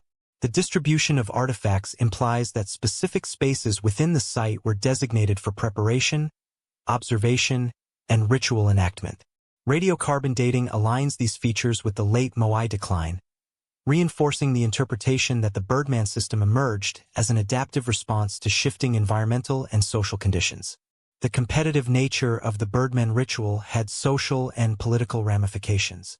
Success in retrieving the first egg conferred temporary authority over key agricultural, freshwater, and ceremonial resources. Ethno-historical accounts describe a rotation of privilege among clans, mitigating conflict over scarce resources and establishing a ritualized mechanism for leadership succession. Archaeological indicators, including the spatial clustering of structures and evidence of food storage, suggest that competition was embedded within broader strategies of resource allocation and labor organization. Petroglyphs at Orongo provide further insight into symbolic interpretation. The repeated depiction of bird figures, anthropomorphic forms, and egg motifs reflects the codification of ritual knowledge into visual language.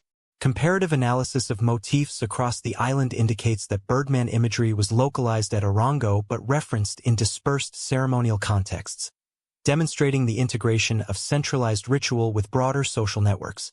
These carvings, coupled with the ceremonial architecture, highlight the interplay between symbolic representation, political authority, and social cohesion under conditions of environmental stress. The Tangata Manu system also illustrates adaptive risk management. The inherent dangers of swimming to Motu Nui and climbing cliffs required skill, coordination, and communal support.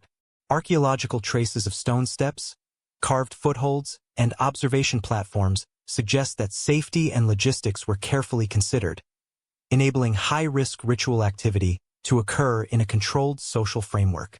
These physical interventions exemplify how Rapa Nui communities balanced symbolic imperatives with practical considerations, reinforcing the systemic relationship between ritual, environment, and social organization. Spatial analysis of Orongo indicates hierarchical organization within the village. Residences and ceremonial spaces appear to be allocated according to sponsor, competitor, and attendant roles. Excavations reveal differential investment in construction and maintenance, with larger or more durable structures corresponding to higher status participants or long-term ceremonial use. Artifact assemblages reflect specialized functions, including storage of food and ritual implements, suggesting that the site supported both temporal and enduring aspects of the Birdman competition. This complex use pattern underscores the sophistication of social regulation under the new ritual system. The Birdman ritual also influenced island-wide patterns of resource management. Control of key ceremonial and agricultural zones during the competition year allowed successful competitors to direct labor and manage harvests, integrating ritual authority with practical governance. This system redistributed power dynamically, contrasting with the permanence of moai-based lineage authority. Archaeological and ethno-historical evidence indicates that the Tangata Manu ritual facilitated conflict resolution and maintained social cohesion through structured competition rather than inherited status. Petroglyph and architectural evidence suggests that the Birdman cult persisted over multiple generations, reinforcing continuity even as social and environmental conditions fluctuated. Repeated carving, repair of stone platforms, and maintenance of pathways indicate sustained investment in both symbolic and functional infrastructure. Radiocarbon dates and stratigraphic analysis confirm that Orongo was intensively used from the late 16th to 18th centuries, highlighting the ritual's resilience and adaptability.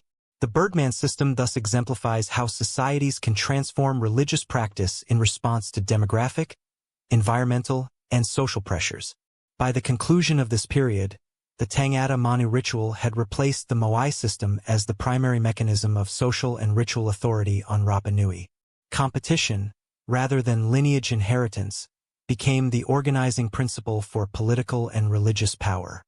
Archaeological evidence from Orongo, including petroglyphs, ceremonial platforms, and residential organization, demonstrates the integration of symbolic, social, and practical dimensions of the ritual. This adaptive transformation maintains social cohesion and structured labor under constrained ecological conditions, providing a system capable of regulating authority, managing resources, and reinforcing community identity in the post-Moai era. When Europeans arrived, they found a society already transformed. The first documented contact occurred in 1722, when Dutch explorer Jacob Roggeveen arrived on Easter Island. His expedition recorded observations of a population engaged in subsistence agriculture, ritual practice, and limited monumental activity. Roggeveen's accounts note the presence of toppled moai, maintained ahu, and the early emergence of birdman ceremonial sites, indicating that Rapa Nui society had already adapted to environmental stress and social reorganization prior to European visitation. These records, corroborated by archaeological evidence, highlight the distinction between pre-contact transformations and the subsequent impacts of colonial interaction. Roggeveen's descriptions emphasize both the physical landscape and the social organization observed. He reported communities located near fertile soils, terrace gardens, and freshwater sources, suggesting an understanding of resource optimization under constrained ecological conditions. Although European observers misinterpreted some practices through their own cultural lens, their notes remain valuable for reconstructing demographic estimates, settlement patterns, and ceremonial activity. Artifactual evidence collected or recorded during these voyages, including stone tools, carved objects, and ceremonial items, aligns with prior archaeological findings, confirming continuity of Rapa Nui material culture during this period. Following Roggeveen, British explorer James Cook visited Easter Island in 1774. Cook's accounts provide further documentation of settlement distribution, subsistence practices, and ceremonial sites. He observed reduced moai construction, partially toppled statues, and emerging ritual activity at Orongo. These descriptions align with the archaeological evidence of birdman ceremonial complexes and a reoriented social hierarchy. Cook also noted interactions with local leaders, indicating the persistence of clan-based governance alongside ritualized competition. His observations provide a snapshot of an adaptive society that had restructured authority in response to ecological and demographic pressures. Contact with Europeans introduced new dynamics, both material and epidemiological. Early encounters brought novel objects, including metal tools, cloth, and small trade goods, which were incorporated into Rapa Nui society with limited disruption. However, disease transmission was a more profound and lasting impact.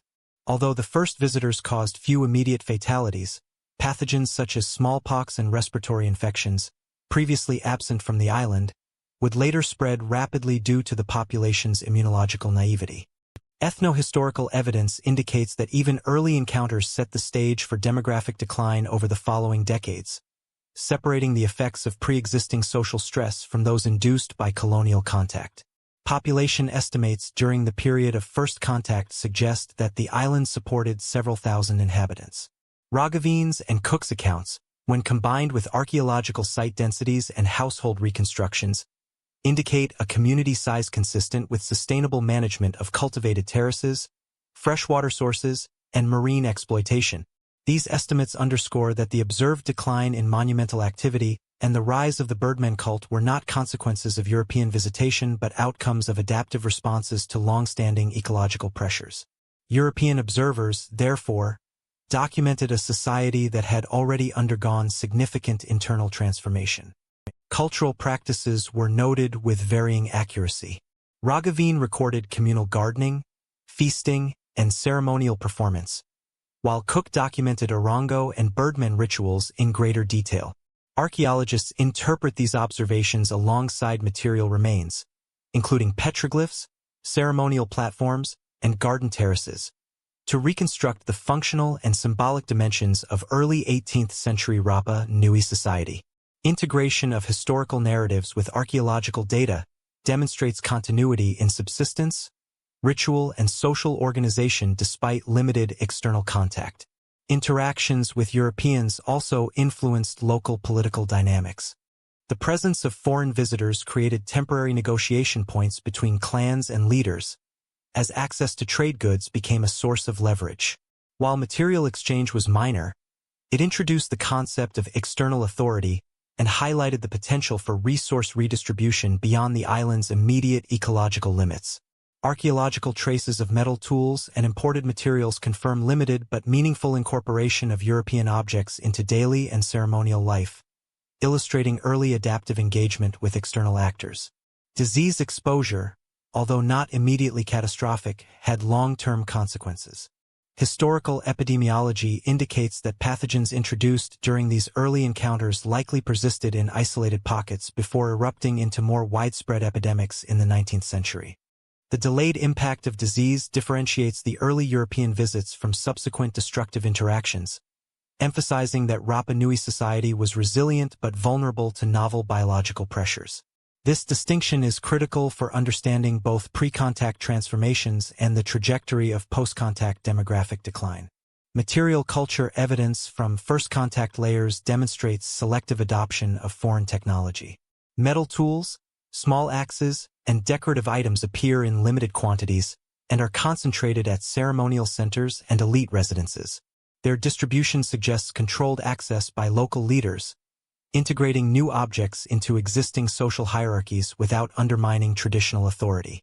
These patterns reinforce the conclusion that early European presence had a nuanced, rather than immediately destructive, influence on Rapa Nui society. Archaeological and historical synthesis indicates that the societal structures observed by Roggeveen and Cook were the outcome of centuries of adaptation. The Birdman cult, decentralized leadership, and altered monumental program reflect proactive responses to ecological stress, resource scarcity, and population growth. European visitors documented these adaptive structures, which had already mitigated some of the challenges posed by environmental change. Thus, first contact must be contextualized as an encounter with a society in transition, not as the origin of its decline.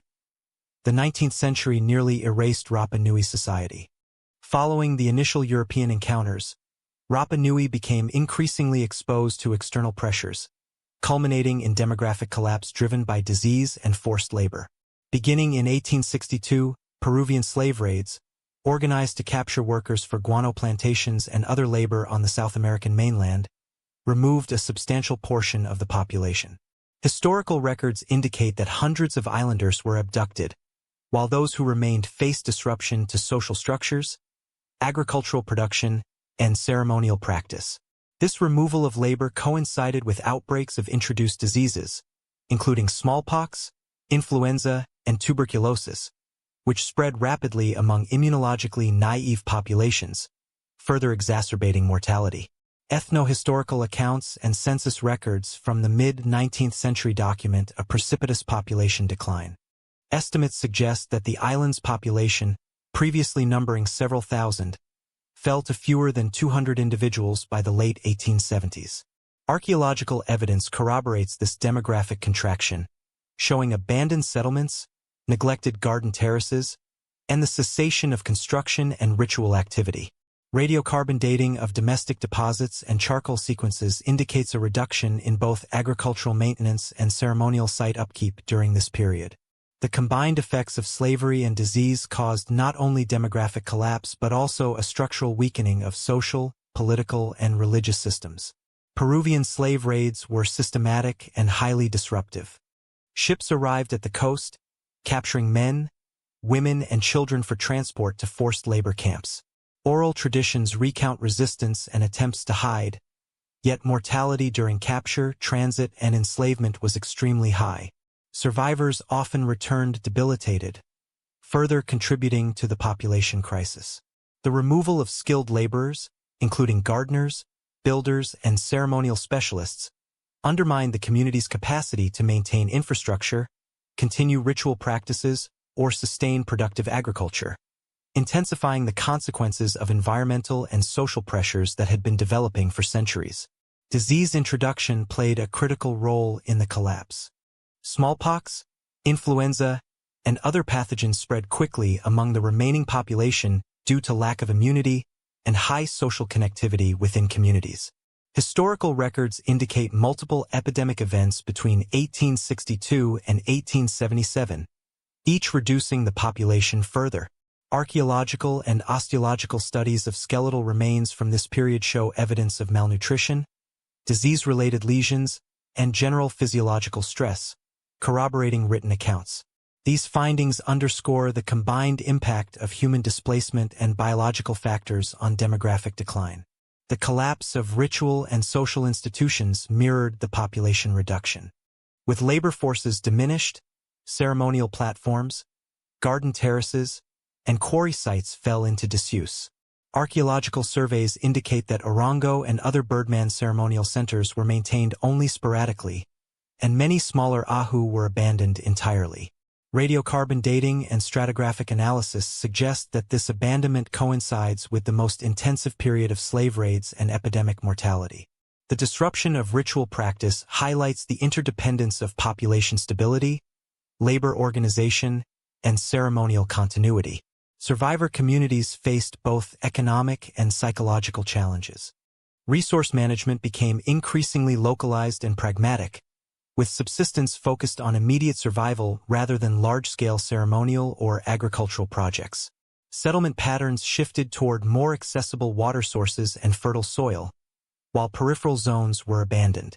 Material culture evidence, including incomplete or deteriorating garden terraces and toppled platforms, demonstrates the cumulative effect of demographic collapse on the island's built environment.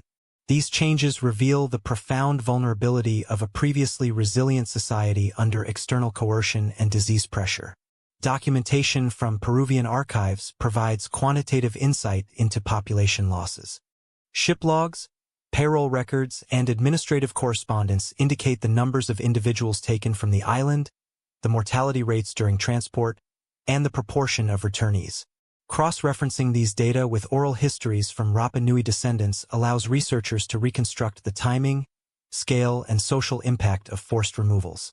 These sources demonstrate that external exploitation, rather than internal social or ecological factors alone, was the primary driver of the rapid population decline in the 19th century. Disease and labor displacement also disrupted knowledge transmission and cultural continuity. Specialists in ritual practice, horticulture, and oral history were disproportionately affected, resulting in loss of expertise in ceremonial scheduling, terrace construction, and moai preservation.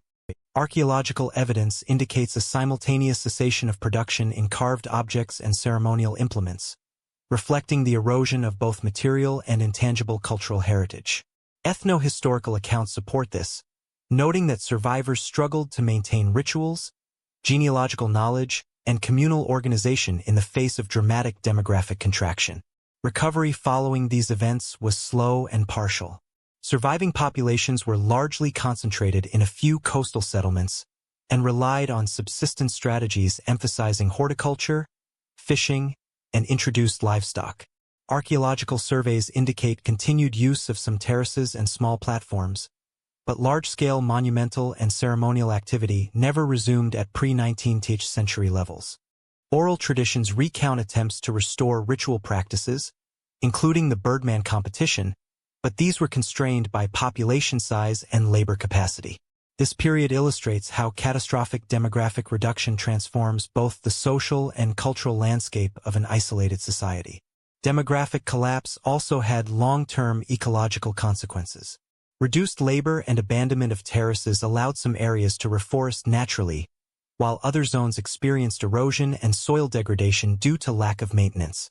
Sediment cores and pollen records from coastal and crater sites show shifts in vegetation corresponding to human depopulation, including partial regeneration of tree and shrub species previously cleared for cultivation. These data highlight the reciprocal relationship between human population dynamics and ecological systems, showing that demographic crises directly influenced environmental trajectories.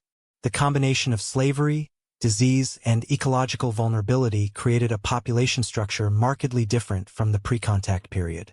Survivors were disproportionately women and children, altering labor organization, lineage continuity, and ritual participation. Ethno-historical accounts note the reorganization of family units, adaptation of communal labor practices, and modified ceremonial observances. Archaeological evidence supports these observations, demonstrating concentrated settlement, smaller-scale garden management, and reduced ceremonial infrastructure. These adaptations reflect both resilience and constrained options for maintaining social cohesion under extreme demographic stress. Political sovereignty passed without consent. In 1888, Easter Island was formally annexed by the Republic of Chile through a treaty signed between Rapa Nui representatives and the Chilean government. The treaty, interpreted by Chile as a cession of sovereignty, granted administrative authority over the island to Chilean authorities, while promising protection and recognition of native rights. Ethno-historical analysis, however, indicates that the negotiation process was heavily skewed. The Rapa Nui signatories lacked full understanding of the legal implications, and communication barriers limited informed consent. Contemporary documents suggest that the annexation effectively transferred control of land, resources, and political authority to Chile, initiating a period of colonial governance that constrained indigenous autonomy. Following annexation, Chile implemented administrative and economic structures designed to integrate the island into the national framework. Land was reclassified under Chilean jurisdiction, with large tracts leased to private ranching companies. These leases restricted access to traditional gardens, pastures, and ceremonial areas, reducing the spatial and economic independence of the Rapa Nui population. Archival records document the establishment of a Chilean-appointed governor, a military garrison, and a system of taxation and legal oversight, which institutionalized foreign authority and curtailed customary governance. The imposition of these structures limited the ability of clans and lineages to maintain traditional political organization and ceremonial oversight. The annexation also had implications for land tenure and resource allocation. Surveys conducted by Chilean authorities in the years following 1888 formalized property boundaries that favored private ranching operations, often displacing Rapa Nui families from arable terraces and coastal zones. Archaeological surveys indicate partial abandonment of garden terraces and ceremonial sites due to restricted access, reflecting the impact of colonial land policies on daily subsistence and ritual practice. Ethnographic reports from the late 19th and early 20th centuries describe concentrated settlement near administrative centers, illustrating how spatial constraints imposed by colonial governance reshaped settlement patterns and resource management. Legal documents from the period indicate a dual system of authority. While Chilean law imposed centralized administrative oversight, customary practices persisted in informal contexts. Rapa Nui families continued horticulture, fishing, and small-scale ceremonial observances, often negotiating access to land or resources with ranch operators. Archaeological evidence, including small-scale terraces and maintenance of peripheral ceremonial platforms, supports the persistence of cultural practices under restricted conditions. These adaptations demonstrate the continuity of social organization and ritual practice despite significant limitations imposed by colonial control. Chilean annexation also introduced new labor and economic dynamics. Ranching operations relied on Rapa Nui labor for livestock management, construction, and maintenance of property, often under coercive conditions.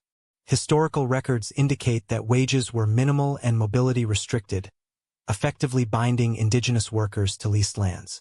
This labor regime further constrained social autonomy, reducing the capacity of communities to maintain ceremonial infrastructure, communal gardens, and traditional leadership structures. Archaeological indicators, such as abandoned terraces and reduced maintenance of ceremonial platforms, corroborate these constraints. The imposition of colonial governance coincided with external pressures, including prior demographic collapse and limited access to imported goods. The reduced population, a consequence of 19th-century disease and slave raids, faced restricted spatial and economic resources under Chilean administration. Archival and ethnographic sources document challenges in sustaining traditional social structures, particularly lineage-based leadership, under conditions of imposed authority. Communities adapted by focusing on immediate subsistence and survival while negotiating limited autonomy in cultural and ritual practice. Cultural resilience during this period is evident in the continued maintenance of ceremonial sites, oral histories, and ritual observances. Despite restrictions on movement and land use, Rapa Nui families preserved knowledge of birdman rituals, moai symbolism, and genealogical traditions. Archaeological evidence from peripheral terraces and platforms indicates selective preservation and adaptive reuse, reflecting the community's capacity to sustain cultural identity under colonial oversight. These practices illustrate that indigenous agency persisted even within structures of externally imposed authority. Administrative records also document conflicts between Chilean authorities and Rapa Nui residents. Disputes over land, labor obligations, and access to ceremonial sites were recurrent, highlighting the tensions inherent in colonial governance.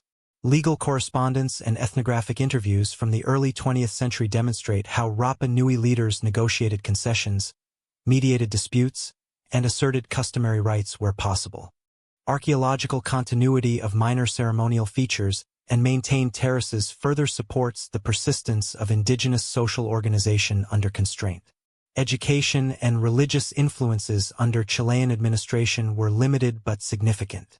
Missionary activity introduced Christian practices, literacy, and formal schooling, which altered ritual participation and knowledge transmission.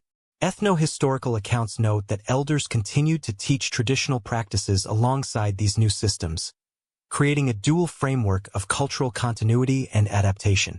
Material evidence, including hybridized ritual artifacts and construction techniques, corroborates these observations, indicating negotiation between indigenous and introduced institutions. By the early 20th century, Rapa Nui communities had adapted to the colonial framework, integrating limited labor and administrative obligations while maintaining essential aspects of social, ritual, and economic life.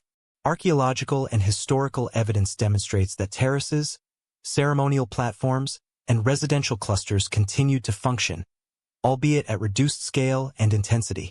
Oral histories preserve memory of governance negotiation, ritual continuity, and lineage resilience, illustrating the persistence of cultural identity despite externally imposed sovereignty. In summary, the Chilean annexation of 1888 marked the formal transfer of political authority without informed consent and introduced administrative, economic, and legal structures that constrained indigenous autonomy. Land reclassification, restricted access to resources, and labor obligations imposed significant limitations on traditional governance, subsistence, and ritual practice. Nevertheless, Rapa Nui society demonstrated cultural resilience, maintaining ceremonial, social, and economic continuity under colonial oversight. These adaptive strategies ensured survival and the persistence of identity, setting the stage for later transformations under ongoing external pressures. Early archaeology misunderstood Rapa Nui. Initial systematic investigations of the island began in the early 20th century, most prominently with Catherine Routledge's 1914 to 1915 Mana expedition. Routledge meticulously documented ahu, moai, and ceremonial sites, recording measurements, site plans, and oral histories from Rapa Nui informants.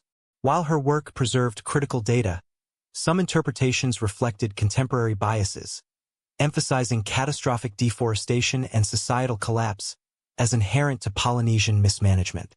These assumptions were reinforced by Thor Heyerdahl's mid-century expeditions, which posited South American influence on moai construction and island settlement. Excavation reports, sketches, and photographs from these early projects shaped both public perception and academic discourse, often privileging dramatic collapse narratives over nuanced ecological and social analysis. Routledge's fieldwork, however, provided essential baseline data. She systematically mapped ahu platforms, documented moai distribution, and collected ethnographic testimony, preserving knowledge of ceremonial sequences, oral histories, and clan affiliations. Her notebooks recorded the placement of toppled moai, quarry features, and peripheral garden terraces, offering later archaeologists an invaluable reference for evaluating chronological and spatial patterns. Although some interpretations reflected contemporary anthropological assumptions, the primary documentation has allowed modern scholars to reassess population dynamics, monument chronology, and ritual activity with greater precision. Heyerdahl's mid-20th century projects contributed to public fascination but introduced interpretive distortions. His hypothesis of trans-Pacific contact, largely motivated by the similarity of certain cultural elements to South American analogs, downplayed Polynesian voyaging and ingenuity. Excavations at ceremonial sites and Reino Raraku were often framed to support pre-existing theoretical models rather than grounded in stratigraphic or contextual analysis. Subsequent reassessment of these materials revealed that local Polynesian traditions, environmental adaptation, and internal socio-political dynamics better explain the development of the moai system and associated rituals. Heyerdahl's work remains valuable for field documentation, but demonstrates the risk of imposing external narratives on complex archaeological contexts. From the mid-20th century onward, methodological advances reshaped understanding of Rapa Nui. Radiocarbon dating, pollen analysis, and soil studies allowed scholars to construct a more precise chronology of settlement, moai construction, deforestation, and population dynamics. Stratigraphic excavation techniques and careful artifact cataloging corrected earlier misinterpretations of site function and timing. For instance, pollen cores from Reno Raraku and crater basins clarified the sequence of deforestation and forest regeneration, while excavation of habitation layers revealed subsistence strategies, horticultural intensification, and adaptive responses to environmental stress. These data demonstrated that societal collapse was not immediate or total, but gradual, and mediated by ecological, demographic, and social factors. Key reinterpretations emerged regarding population estimates and labor organization. Earlier narratives portrayed Rapa Nui as overpopulated and ecologically reckless, a perspective reinforced by selective reading of moai toppling and deforestation evidence. Modern reassessment, integrating stratigraphy, radiocarbon chronology, and settlement density, suggests that population growth was moderate and sustainable for several centuries, with resource management strategies including lithic mulching, terracing, and horticultural diversification. These findings emphasize resilience, challenging the view of inevitable collapse and demonstrating the adaptive capacity of Polynesian settlers. Excavation of quarry sites, particularly Reno Raraku, provided critical insight into production techniques and temporal sequencing. Analysis of unfinished moai, quarry debris, and tool marks reveals that statue construction was continuous over centuries, with labor investment reflecting both social organization and ceremonial demand. Stratified deposits at quarry sites indicate coordinated workforces operating under lineage-based leadership, supporting oral histories of organized production and clan competition. Modern reassessment situates these findings within a framework of intentional, sustainable monumentalism rather than resource-driven mismanagement. Ceremonial platforms also underwent reinterpretation. Archaeological surveys of Ahu along the coast and interior demonstrate chronological patterns previously unrecognized in early reports. Radiocarbon dates, combined with stratigraphic analysis, clarify that platform construction and moai erection occurred in phases, often overlapping with periods of ecological stress. These findings suggest that ceremonial activity was closely linked to social negotiation, resource allocation, and ritual cycles, rather than representing indiscriminate monument building. Such insights revise early collapse-centric narratives, emphasizing continuity, adaptation, and the integration of ritual and subsistence strategies. Ethno-historical documentation collected alongside archaeological excavation has been crucial for reassessment. Informant testimony recorded by Routledge, Heyerdahl, and subsequent researchers provides context for site function, ceremonial scheduling, and lineage authority. Cross-referencing oral histories with material evidence allows scholars to reconcile seemingly anomalous artifacts, clarify chronological sequences, and interpret symbolic meanings in a culturally grounded manner. This approach highlights the importance of integrating indigenous knowledge into archaeological interpretation, moving beyond externally imposed models. Modern scholarship also corrected misconceptions about environmental causality. Earlier accounts attributed deforestation and societal change primarily to Polynesian mismanagement. Contemporary paleoenvironmental studies, including sediment cores and isotopic analyses, indicate that human activity was one factor among several, including the introduction of the Polynesian rat, Ratus exulans, soil depletion, and climatic variability. Stratigraphic evidence from terraces and garden beds demonstrates careful soil management and crop rotation, suggesting that communities actively mitigated ecological pressures rather than succumbing passively. These findings emphasize the importance of multidimensional models that integrate ecology, technology, and social organization. Finally, 20th century reassessment clarified the timing and nature of population decline. Stratigraphic and radiocarbon evidence, combined with historical documentation, distinguishes pre-contact demographic stress from 19th century collapse caused by disease and slavery. This distinction is critical. Rapa Nui society had undergone centuries of adaptation and transformation before European disruption. Modern excavations, therefore, situate social change within a long-term framework, highlighting resilience, innovation, and continuity in both ceremonial practice and subsistence strategies. Few societies reveal adaptation so clearly. Rapa Nui has long served as a focal point for anthropological, ecological, and archaeological studies, offering a concentrated example of how isolated communities negotiate environmental, social, and demographic pressures. Its extreme geographic isolation, limited freshwater resources, and fragile soils have made it a natural laboratory for understanding human-environment interaction, subsistence adaptation, and social resilience. From early 20th century anthropologists to contemporary interdisciplinary researchers, the island has provided insights into the ways in which small populations maintain social cohesion, manage resources, and develop cultural systems under constrained conditions. Scholars have highlighted Rapa Nui as a model for examining societal adaptation and sustainability. Studies of monumental construction, such as the moai and ahu, combined with evidence of horticultural intensification and lithic mulching, illustrate the interplay between ritual, labor organization, and ecological management. Paleo-environmental data, including pollen cores, charcoal deposits, and soil analyses, show how human activity altered landscapes, yet also how communities responded to these changes.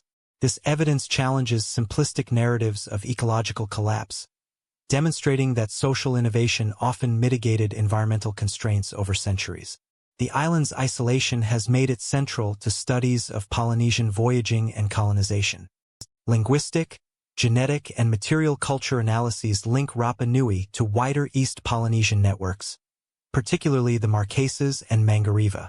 These connections provide evidence for the navigational expertise, maritime technology, and cultural transmission that enabled long-distance settlement. As such, Rapa Nui serves as a critical case study in understanding human dispersal across the Pacific, highlighting both the opportunities and limitations imposed by extreme isolation. Rapa Nui has also contributed to global discussions on societal resilience and collapse. While early narratives emphasized environmental mismanagement leading to catastrophic failure, modern scholarship situates the island's history within a nuanced framework of gradual transformation, adaptive innovation, and external disruption. The interplay between ecological stress, monumental production, ritual systems, and European contact provides a model for understanding how complex social systems respond to multiple stressors. These lessons have been applied in comparative studies of island societies, resource-limited environments, and historical ecology more broadly. The anthropological significance of Rapa Nui extends to material culture and ritual practice. Moai and ahu construction demonstrate coordinated labor organization, technological skill, and symbolic expression, while the Birdman cult illustrates adaptive ritual innovation under ecological and demographic pressure. Rongorongo inscriptions and oral genealogies preserve cognitive and social structures, showing that knowledge systems can endure even under population reduction and external domination. These cultural elements underscore the island's role as a repository for understanding human cognition, social complexity, and symbolic communication. Archaeological and ecological studies of Rapa Nui have informed broader theoretical frameworks in anthropology.